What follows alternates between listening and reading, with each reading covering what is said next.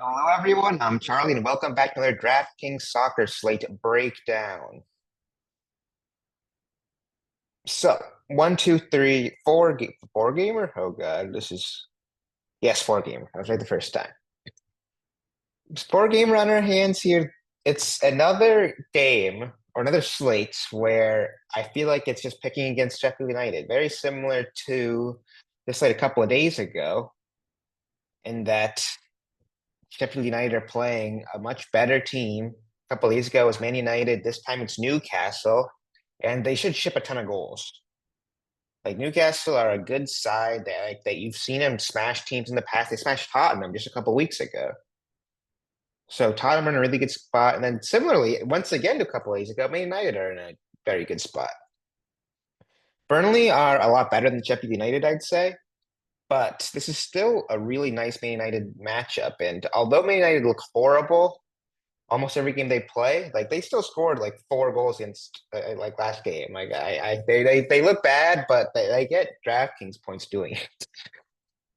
Then the other two games, we got Fulham, Crystal Palace, pretty even matchup there. Both teams pretty much safe from relegation, not really playing for anything. So just basically a mid-table. Should be not as exciting as some of these other games are, in my opinion. Then Wolves, Luton, and Wolves minus odds at home there, even though they've also looked bad as of late. In terms of projected lineups for Wolves, it's interesting that we see no Pablo Sarabia in projected lineup. He doesn't have an injury designation or anything. They just think he won't play after getting subbed early last game, just tactically, which I'm not sure will be correct. I don't see a world where Sarabia doesn't play, but if they end up running a lineup like this or something similar with no Pablo, it should be mostly Eight Nori with maybe even Cunha. Cunha took a couple of corners last game when Sarabia got subbed. However, only had one cross. So it would not surprise me at all if those were just like short corners. I wasn't watching that game, so I can't verify exactly how that went. However, Eight Nori did take a couple corners too, and he did cross them for sure, which makes it a really good spot for him here, considering he's a wing back. If he's set taking, like that's a ton of just really good ways he can get there, whether that be goal contributions from getting so far up the pitch or set pieces. So if this lineup is correct, I love Eight Nori here. And also, Mateus Cunha's stock probably goes up too a little bit, considering he potentially could have set pieces, and he's already a pretty solid attacker and has always been a pretty good DraftKings player. For Luton, Doughty mostly, maybe Barkley. Like they're pretty self-explanatory largely. For Fulham Crystal Palace, should be a Pereira monopoly for Fulham and should be an Olise and Eze split for Palace. It's interesting they have Eze straight back into the starting lineup. I know he's got a slight knock and was questionable coming into this game, so we'll see exactly how healthy he is come lineups. It would not surprise me at all if he started on the bench, similar to what they did with the Olise just a couple of days ago and starting him, or not starting him, I mean. For Man United Burnley, Bruno Fernandes, most likely everything. I thought Ericsson potentially could take last game. I don't think he ended up taking a thing, but he's always an option there. Like you could definitely see him hop on a couple or even take more than Bruno if they're feeling frisky. But Bruno should have like he should be able to pull rank and take if he feels like it. For Burnley, should be Brune Larson. We could maybe see Cullen hop on a couple, but I think Brune Larson is the favorite these days. For Newcastle Sheffield United, Gordon looks like he's the set taker now. A couple games in a row now, he's taken everything, and Murphy's kind of not taken a set piece. However, with Lewis Hall in projected, he could end up splitting. Last time he played, he took. However, that was kind of before Gordon kind of took over as the primary set piece taker. So he might, it's not a guarantee that he'll split. It could just be a Gordon monopoly like they've been doing. For Sheffield United, I think it'll be a Hammer Osborne split, but I'm not going to think too much about it considering the matchup and considering their prices. Speaking of prices, let's go down player by player. Mateus Cunha is the most expensive forward. If he's like a set piece taking striker, that's pretty appealing, but we're not sure if he takes, but he's been dropping pretty solid floor. Like 6 points in 35 minutes is super, super solid. So if there's no Sarabia, I think there's definitely a world where you can definitely play Cunha even in cash. But Anthony Gordon, he is a lock for cash for me. He'll take some set pieces. He doesn't even really need a ton to get there. Like he only had 3 crosses. He took 2 corners last game. He still had 10 points just in fouls drawn, tackles, shots. He finds a way, and he's just got super, super high upside. So Anthony Gordon, best matchup on the slate. First man in, my most owned guy in GPP even. Now, Ishak. What's interesting about him is Callum Wilson is back now. What they've been doing when they're both healthy is they usually split minutes. However, last game they played both together when Callum Wilson came on, which is kind of interesting. If Callum Wilson was to start, he'd be just a great, great play at 4,400. However, if he's on the bench, makes me a little bit more afraid of Ishak, considering he could be a threat to his minutes. Saying that though, they're playing Sheffield United. They probably plan to score 3 or 4 goals here, at least, considering Sheffield United. They just ship goals for fun. Newcastle typically score goals for fun against teams like that. Like they scored 4 against West Ham, 3 against Wolves. And Ishak usually is the beneficiary of those goals too in those games. So there's definitely an argument to be made for Ishak. I don't think he's as safe as Gordon, but I don't want to say he's not in play though either. As a 8,700, I don't think Fulham's the matchup for him, considering there's some really nice kind of lopsided games to choose from over that. I know Eze's been super solid, but he had a monopoly against Newcastle. I don't anticipate him having that against Palace if he even starts. Elise should be back in. They rested him for the midweek game, which makes me think he plays for sure for this weekend one. I'm hoping he doesn't even play at all though, and they just leave him on the bench just to make my life easier, however. Garnacho, I loved him last game, rewarded me well with 23 points. Burnley is still not that scary of a matchup. However, I don't know if I like him as much as maybe an Ishak or a Cunha, just because Sheffield United last or a couple days ago were a lot more of an easier matchup than Burnley is. Muniz, 7,700 Mateta. Like these are like kind of both guys who kind of got an identical kind of hot streak, which is crazy to see. And both guys that I'm just not that big of a fan of, considering I just don't think they're as good as their numbers are. Although Muniz has had just a decent floor, just taking a ton of shots. However, for this price and for some of the other matches on the slate, similar to some of the other guys I've talked about, it's just hard for me to get behind it in cash. But for GPP, I definitely don't mind having a share or two of both those guys. Hoyland, 7,600. Usually goes 90. Pretty favorable matchup. 7,600 is pretty cheap. I like that a little bit more than a Muniz or a Mateta. I'm always a fiend for picking for matchups. And he's got a pretty good one. Like he's definitely got it over the other two guys, the Mateta and Muniz we talked about earlier. Brune Larson, not for me, not that matchup too much. Brereton, too much for me, even though I love him. Got that against Man United, but I wouldn't bank on that happening again against another tough matchup. Anthony, I had him in my cash build last week just because he was so cheap. I honestly might go back there again if I need the salary. Like 5,900 is super cheap compared to some of these other attackers who I was looking at. And he's even cheaper than last week or last game week. I don't know if it was same game week. Well, last whatever slate it was. So I could definitely go back to the well. Everyone else I'm not as hot on. However, there was a couple of guys I want to talk about that I saw. Callum Wilson, who if he starts Love him here. I'd play him over Anthony any day of the week. Probably won't start. They're still building his fitness, but I just love if he was in with that matchup. That'd be a great play. That would be a core-worthy play if he's in. And the other guy, Amad Diallo. He's been coming off the bench regularly. I feel like he just deserves a chance over Anthony. Like Anthony's just been so bad and continues to start over Diallo, who just has not started a game yet. And I think he really deserves a shot. And for 4K, like that, there's no one cheaper who can even compare to him.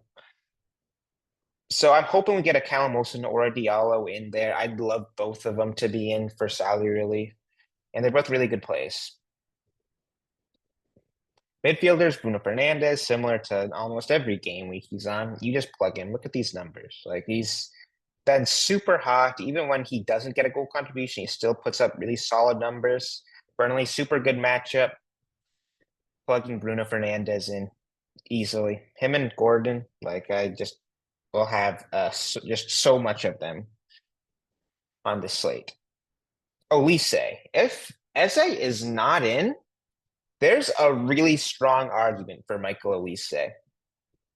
Probably means Olise Monopoly. He's always been a guy who's just super good for DraftKings. Gets a ton of crosses, gets a ton of shots, a ton of key passes. 5 points in 17 minutes last game. Like it's just crazy the kind of track he was on. 30 points against West Ham, 6 against a tough Liverpool matchup. But then look at these numbers before he became injured. Like minimum 20 points, like back to back to back. Important thing to note there is I think Eze was not healthy for the majority of those. However, if we see no Eze tomorrow, there's no reason why he can't kind of replicate those kind of numbers. So Eze, and even Lise with Eze, like he's still a super solid player. It's just whether we get the kind of value players in, like a Diallo or a Callum Wilson, to go up there. Otherwise, it's going to definitely be hard to fit him when you're already going Bruno Fernandez and Gordon as a given. And then you should go like an Ishak or something. It's definitely pretty difficult to fit in. Doughty, I'm a big Doughty guy, but 8,500 is a little much for me. I don't think I'd get there. Herrera, 8,200.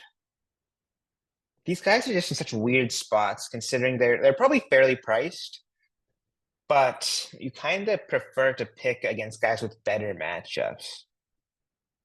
Like Sarabia here, who I will be playing if he starts. He took a monopoly last game in the time he was in. 7,500 is super reasonable for a super nice matchup. 10 points in 60 minutes is super solid. If he goes 90, he's on track for 15 around. Like, I'm happy to go there for that cheap, considering you see guys like Pereira and Doughty for about a K more each. RB Barnes. I wouldn't be surprised if people just stack Newcastle and call it a day. Like, Sheffield United should get hammered like they have almost every game. He could be in. He's not a lock to start or anything, but he started last game. He's been starting. Like, I don't mind a Harvey Barnes at all. He's cheaper than Sarabia too. Like, there's an argument to be made of just stacking Newcastle and just who cares about the rest of the game. Stack the biggest favorites. Never a bad GPP strategy, I find at all either. Now, Jacob Murphy, and that he's offset pieces more or less. Kind of staying away from him. There is like definitely a path you can say I'm going to do a GPP build where Jacob Murphy takes. Like maybe I'll play Jacob Murphy, hope that Gordon takes nothing, fade Gordon, and suddenly that's like a super kind of low owned GPP path that could lead to a takedown. So I don't think Murphy's going to be that owned, especially after these like last couple of games where he's dropped really poor performances. I think people see that and kind of stay away from him, especially those minutes too. But if he has a monopoly in Sheffield United, great play. Problem is that I don't think he will. I don't know. That's why I'll kind of stay away from him for cash. Barkley, Mr. Always gets there. Not for me. 6K, like he's not that bad of a price, but I'd rather like midfielder slots I think are super valuable here since there's a lot of really nice set taking options. Everyone else, like Guimaraes, I think he could pick up a little bit of ownership for GPP. Newcastle, playing Sheffield United. I think all the Newcastle guys will pick up a decent amount of ownership, and Guimaraes is a guy who always gets there. I just for GPP, I don't know if a 10 or he needs like a definitely a goal contribution for sure to get there. But like it's not out of the realm of possibility. I wouldn't be surprised if people even pick him in cash. He seems like a Sarah Met kind of play. That's what I think of when I see Bruno Guimaraes. Just a weird guy who I'm like, kind of makes sense, but I don't know if I get there myself. Hong Ki Chan, I didn't mention him, but 5,500 is pretty cheap if he's in. Has not kind of gotten back there since his injury, but it's not horrible. Ericsson 5K, loved him when he was 4 against Sheffield United. Did not really get there. McTominay, I think, is more or less healthy. He came in off the bench. They still have Ericsson projected. I'm staying away from him probably though. Now that I've kind of seen Bruno Fernandes kind of walk over him and say, I'm the set piece taker. You're not going to take anything. I'm a ton of his 4 to 5K range guys that I'm really into. Ben Osborne, I don't mind. If there's no McAtee.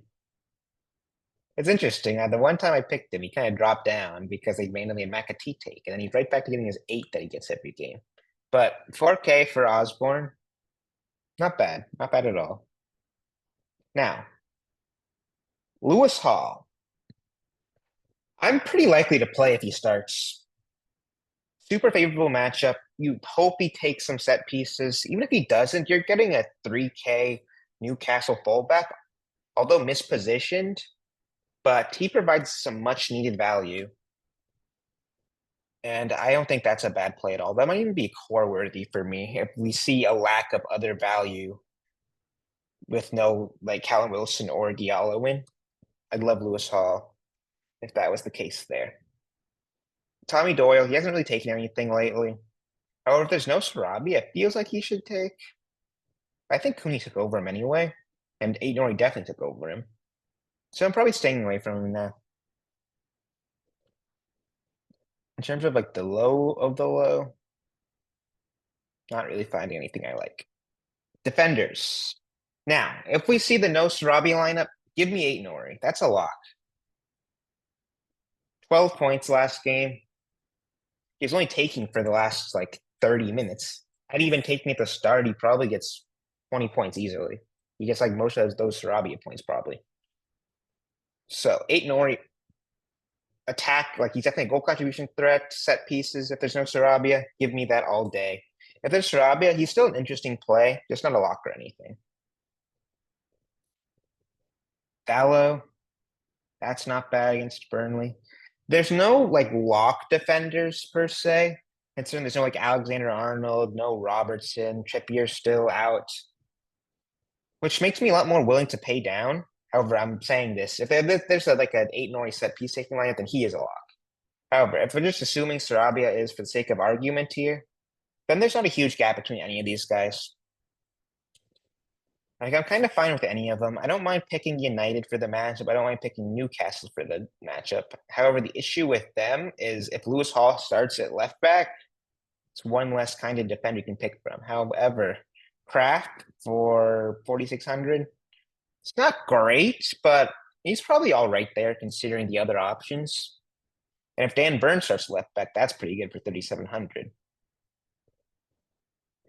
In terms of the rest of the defenders, like Anthony Robinson always gets there. Never mind him. Not been quite as good as he has been in the past, but he still has a floor of minimum 6 points, and then definitely has the ability to get way more than that too. Fabian Schär, I don't mind looking Newcastle center backs as a GPP play. If I'm like Corin Gordon, which I honestly might do, then you're kind of playing for him to get goal contributions. And if he's taking set pieces, that could be a big avenue of that happening, considering he sends a corner in, headed in by one of these center backs of Share or Dan Burn, whoever starts, and that's 12 points for your goal. That's an assist for Gordon. It's a big swing right there. Harry Maguire, I loved him when he was 3K, the cheapest Man United player last game. Got there. Burnley, I think he can do something similar. He's a little bit more expensive is my issue with him. Now there's Livramento. If he starts at fullback, that is a fantastic play. He's a lot more attacking than a Dan Burn or an Emil Croft. Playing Sheffield United, I love that if he's in. Everyone else, I'm kind of whatever on punts. They're your center backs with your set takers, let's say every game. Not a ton to add there. Goalie, crapshoot. I don't know who. I never even remember who the optimal goalkeeper. Oh, it was Pickford. Actually, I do remember that time he was the most owned goalkeeper on the slate, which bothered me a little bit. And that's when Liverpool broke my heart. But that just shows that any goalkeeper can pop off. It doesn't really like price isn't even that big of an issue. Like play who you can afford. Anyone can kind of have a path to getting there. And that's that. In terms of a core, Bruno Fernandes, Gordon. I might put a Diallo or Callum Wilson in if they start. However, failing that, I'd probably go Lewis Hall. Maybe Sarabia I could put. Eight Nori. If there's no Sarabia, I'm going eight Nori in my core. That'd be my core if projected lineups are right. If Sarabia's in, I probably go Bruno Fernandes, Gordon Hall. That's kind of my thought process right now. If no Hall and Sarabia's in, then I think I probably go Sarabia in the core. Those are my kind of scenarios for right now. I'm pretty crystal clear on what I want to put in core, so I'm happy that I don't have to give as much. It depends who starts, but kind of laid out my scenarios there. But that'll be it, guys. Good luck. Hope you guys win all the money, and I'll see you for the next YouTube video.